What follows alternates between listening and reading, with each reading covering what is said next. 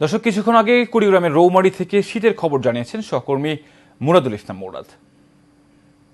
কুড়িগ্রামের রৌমারী রাজীবপুর উপজেলা থেকে কথা বলছি।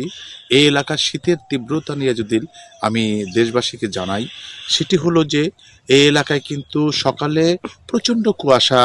এই কুয়াশার কারণে কিন্তু যারা কৃষক আছে, যারা জেলেরা আছে, তারা কিন্তু জমিতে ফসল ফলাতে কিন্তু ব্যাপক কষ্ট ভাবে জীবনযাপন করছে। আরেকটি বিষয় জানতে যদি দেশবাসীকে জানাই, সেটি হলো যে কুড়িগ্রামের রাজীবপুর রৌমারীতে সরকারিভাবে তেমন সাধারণ শীতার্ত মানুষের মাঝে যারা খেটে খাওয়া মানুষ আছে, তারা কিন্তু তেমন শীতার্ত শীত বস্ত্র তেমন কিন্তু পায়নি।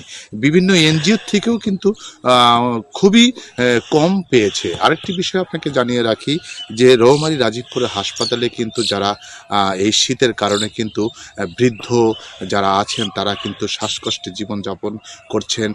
প্রতিদিন কিন্তু সে যারা শিশু বাচ্চারা আছে, তারা কিন্তু বিভিন্ন সর্দি কাশি ঠান্ডাজনিত রোগে কিন্তু তারা কিন্তু এই দুটি হাসপাতালে কিন্তু তারা ভর্তি আছেন এবং কি চিকিৎসা নিচ্ছেন।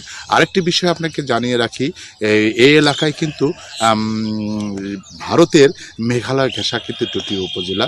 এই দুটি উপজেলায় যারা খেটে খাওয়া মানুষ, যারা অসহায় দরিদ্র মানুষ আছে, তারা কিন্তু কষ্টে জীবনযাপন করছে।